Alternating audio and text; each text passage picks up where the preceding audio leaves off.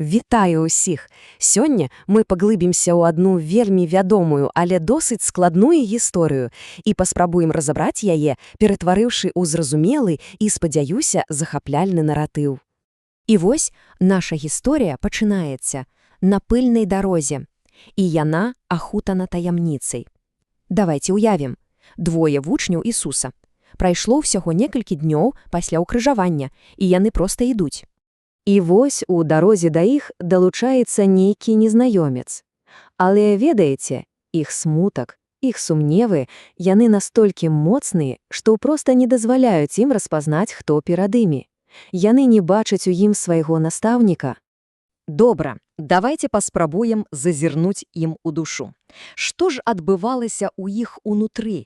Чаму іх позірк быў, так бы мовіць, затуманены? І вось тут мы бачым гэты кантраст. Па сутнасці, вучні апынуліся ў пастцы. З аднаго боку свет поўны надзеі, а з іншага жорсткая брутальная рэальнасць, якую яны толькі што перажылі. І вось яны расказваюць усё гэта незнаёмцу, выліваюць яму ўсю сваю душу, увесь боль, усю разгубленасць. І самае іранічнае, што яны нават не здагадваюцца, яны гавораць з тым самым чалавекам, які і ёсць адказ на все іх пытанні. І што робіць незнаёмец? Ён не дае ім нейкіх новых фактаў. Не, ён прапануе нешта нашмат больш глыбокае. Ён прапануе ім паглядзець на ўсё, што яны і так ведаюць, але пад іншым вуглом, праз прызму пісання.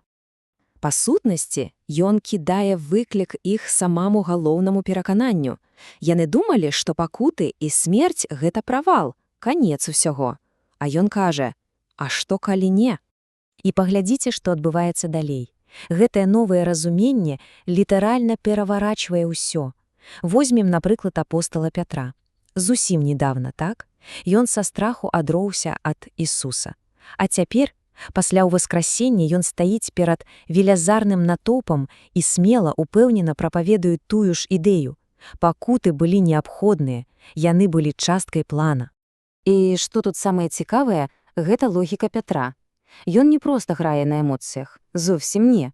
Ён выбудоўвае вельмі выразную, лагічную аргументацыю для ўсіх, хто яго слухае. Такім чынам, вось ён, ключавы момант. Раннія хрысціяне знаходзяць новы, глыбокі сэнс, перачытваючы свае ж святыя тэксты. Яны глядзяць на іх, быццам упершыню, у зусім новым светле. І гэтае новае разуменне, яно ідзе далей. Яно пачынае пераасэнсоўваць і іншыя вельмі важныя паняцці. Напрыклад, што насамрэч значыць быць адкупленым. Но вось у першым пасланні Пятра гэтае паняцце тлумачыцца вельмі цікава. Гаворка ідзе не пра нейкую камерцыйную здзелку, не пра аплату доўгу. Не, адкупленне – гэта акт вызвалення. Вызвалення з палону, з няволі. І гэта проста выдатна паказвае галоўную думку. Такое вызваленне немагчыма купіць. Яно не выміраецца ні срэбрам, ні золатам. Гэта дар. І цана гэтага дару нешта значна больш каштоўнае. І сам гэты сімвал, кроў ягняці, ён неверагодна магутны. Ён адсылае нас да гісторыі вызвалення Ізраіля з егіпецкага рабства. Гэта сімвал новага пачатку. Сімвал свабоды, якая адкрывае шлях да зусім новых адносін з Богам. Добра, мы крыху адхіліліся, каб зразумець кантэкст, а цяпер з гэтым новым разуменнем давайце вернемся назад, на тую самую дарогу ў Эмаус, паглядзім, як усе гэтыя кавалчыкі пазла нарэшце складуцца. І вось, пасля доўгай размовы, пасля ўсіх тлумачанняў пісання, яны ўтраіх сядаюць за стол. І тут незнаёмец робіць нешта вельмі простое і вельмі знаёмае. І менавіта ў гэты момант супольнай трапезы, ламання хлеба, усё становіцца на свае месцы.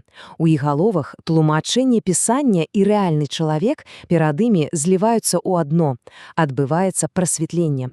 І ў тую ж секунду ён знікае. Але гэта ўжо не мае ніякага значэння, таму што самае галоўнае адбылося – пазнанне. І гэтае пазнанне ўжо змяніла іх назаўсёды.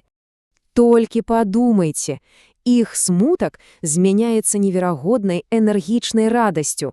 Яны тут жа ўстаюць і бягуць назад у Іерусалім 2 гадыны, вяртаюцца ў тое самае месца, адкуль уцякалі ў роспачы. Іх фізічнае падарожжа – гэта проста люстэрка ўнутранага, ад уцёкаў да вяртання з самай важнай навіной. Такім чынам, давайце падвядзем вынік. Што ж з'яўляецца сэрцам гэтай гісторыі?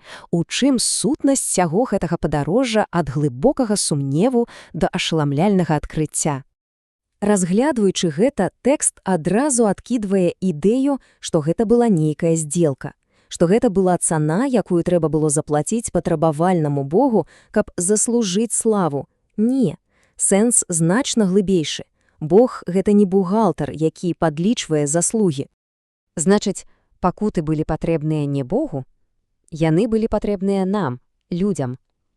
Гэта была дэманстрацыя.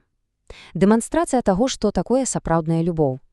Любоў, якая ідзе да самага канца, да абсалютнай мяжы.